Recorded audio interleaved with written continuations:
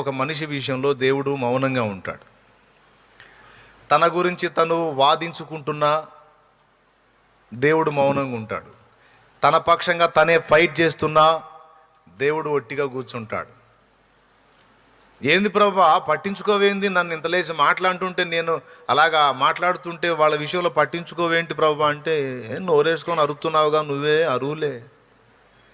నువ్వు మాట్లాడుతున్నప్పుడు నేనెందుకు మాట్లాడు. అదేంది ప్రభా, మరి నా పక్షంగా మాట్లాడవా? నేను మాట్లాడాలా? అవును ప్రభా మాట్లాడాలి. అట్లయితే నువ్వు నోరు మూయి. నేను నోరు మూస్తే అసలు మాటినరు ప్రభా. నువ్వు నన్ను నమ్ముతున్నావా? నమ్ముతున్నాను. అట్లయితే నోరు మూయి. నోరు మూస్తే మరి ఇంకా వాళ్ళు ఆగరు. నేను చూసుకుంటాగా, నన్ను నమ్ముతున్నాను అన్నావుగా, నోరు మూయి, నేను చూసుకుంటా. నీ పక్షంగా నువ్వే పోరాడుతున్నావు, అందుకే నేను ఒట్టుకున్నా. నువ్వు పోరాటం మానేస్తే, ఏది నీ సొంత శక్తితో పోరాటం మానేస్తే, నువ్వు మోకాళ్ళుని ప్రార్థనలో నాతో పోరాడితే, నీ పక్షంగా నీ శత్రువులతో నేనే యుద్ధం చేస్తా.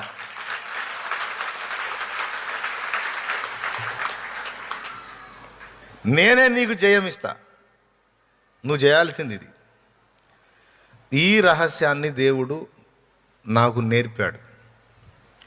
అందుకే పిచ్చి పిచ్చి వ్యూహాలు, కొత్త కొత్త ప్లాన్లు, క్రొత్త ఐడియాలు ఏమి వేయలేదు. కానీ సమయమందును అసమయమందును దేవుని పాదాల దగ్గరికి ఏకాంతంగా పోయి ఆయన పాదాల దగ్గర ఎక్కువ గడపడానికి అలవాటు చేసుకున్నా. నేను చేసిన పరిచర్య ఎవరికైనా సంతోషదాయకంగా ఉంటే, షాలేము రాజు అనేవాడు ఒక తృప్తికరమైన పని కొంతవరకు చేశాడు అని ఎవరికైనా అనిపిస్తే నా విషయంలో, దాని అంతటి రహస్యం అంతా కూడా దేవుని పాదాల దగ్గర ఉంది తప్ప నా స్వీయతలో ఏదీ లేదు.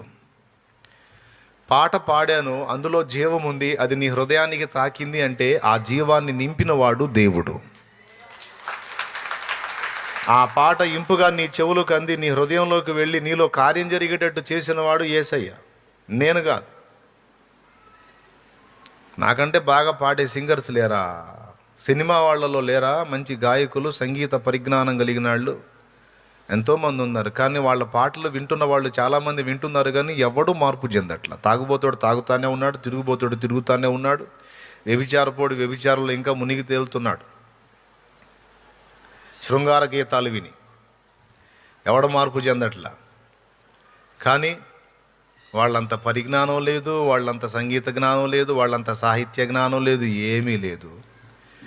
దేవుని మీద ఆధారపడి ప్రభువుకు ప్రార్థన చేసి దేవుడు నాకు ఇచ్చినటువంటి దానిలో నుంచి ఒక పాట పాడుట ద్వారా, విచిత్రం, దేవా నా మొర వినవా అనే ఒక పాట వాస్తవంగా పశ్చాత్తాపంతో నేను పాడుకున్న పాట. అది అన్యజనులు ఆ పాట విని వచ్చి మారు మనసు పొంది రక్షణ పొందారు.